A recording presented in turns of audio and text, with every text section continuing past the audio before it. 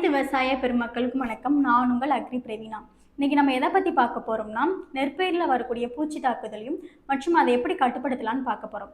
பொதுவாக நெற்பயிரில் உங்களுக்கு என்னென்ன பூச்சிகள் வரும் அப்படின்னா, இலைப்பேன், தண்டு துளைப்பான், இலைச்சுருட்டு புழு, புகையான், ஆனைக்கொம்பன், கதிர்நாவாய் பூச்சி, இந்த மாதிரி பூச்சிகள் தான் உங்களுக்கு பெரும் பாதிப்பை ஏற்படுத்தும். இதோட அறிகுறிகள் எப்படி இருக்கும் பார்த்தீங்க அப்படின்னா, ஃபஸ்ட்டு இலைப்பேன். இது நாற்றங்கால் பருவத்தில் இளம் இலைகளுக்கு அடியில் உட்காந்து சாறு உரியறனால இலைகள்லாம் வந்துட்டு நீள்வாக்கில் சுருண்டு காணப்படும். அது மட்டும் இல்லாமல் ஆரம்ப நிலையில் வெளியேறிய கோடுகள் மாதிரி தோன்றி கொஞ்ச நாள் ஆயிடுச்சு அப்படின்னா இலைகள்லாம் உங்களுக்கு கருண மாதிரி ஆயிரும். நாற்றங்கால் பருவத்திலே உங்களுக்கு வளர்ச்சி பாதிக்கப்படும். இதை எப்படி கண்டறியலான்னு பார்த்தீங்க அப்படின்னா, ஈர கைகளால் நீங்கள் செடியை தொட்டிங்க அப்படின்னா உங்கள் கையில் வந்துட்டு பூச்சிகள் ஒட்டும். இது மூலயமா நீங்கள் வந்துட்டு இலைப்பேனை கண்டறிஞ்சிடலாம். எப்படி வந்துட்டு முன்னெச்சரிக்கை நடவடிக்கை பண்ணணும் அப்படின்னு பார்த்தீங்க அப்படின்னா, நீங்கள் வந்துட்டு வயலில் குறைஞ்சது 2 அல்லது 3 சென்டிமீட்டர் பார்த்தீங்கன்னா தண்ணியை மெயின்டைன் பண்ணிக்கிட்டே இருக்கணும். அது மட்டும் இல்லாமல் வரப்பில் இருக்க களைகளை அப்புறப்படுத்திடணும். அடுத்து பார்த்தீங்கன்னா தண்டு துளைப்பான். இதோட அறிகுறிகள் எப்படி இருக்கும் பார்த்தீங்க அப்படின்னா, இளம் பருவநிலையில் தண்டில் துளையிட்டு உள்ளே நுழையிறனால நடு குருத்து பார்த்தீங்கன்னா உங்களுக்கு காஞ்ச மாதிரி ஆயிரும்.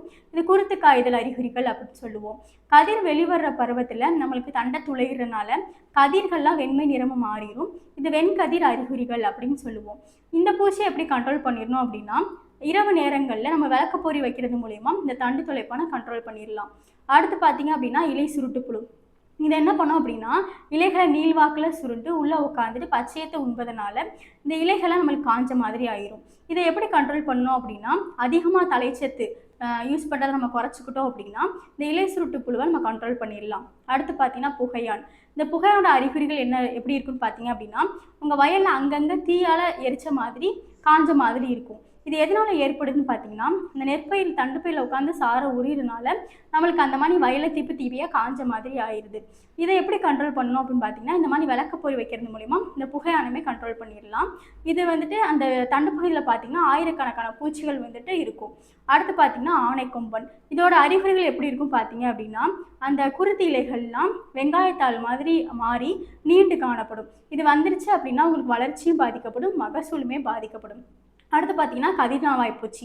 இது நெல்மணிகள் பிடிக்கிற டைமில் அந்த நெல்மணியில் உட்காந்து சாரை உரியனால நெல்மணிகள் பார்த்தீங்கன்னா சிறிய புள்ளிகள் மாதிரி நெல்மணி மேலே தோன்றும்.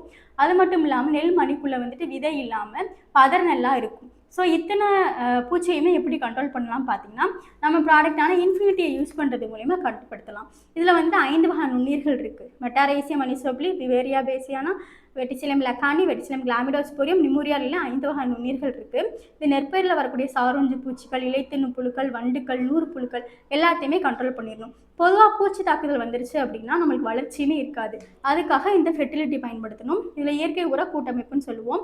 உரங்களுக்காக இது 6 நுண்ணீர்கள் வந்துட்டு 7 சத்துக்களை கொடுக்கும்.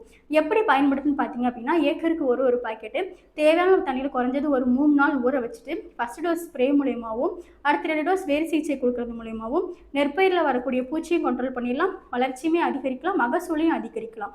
எனவே அனைத்து விவசாயிகளும் இந்த இன்ஃபினிட்டி ஃபெர்டிலிட்டியை பயன்படுத்தி அதிக லாபம் பெறுமாறு தாழ்மையுடன் கேட்டுக்கொள்கிறேன். நன்றி, வணக்கம்.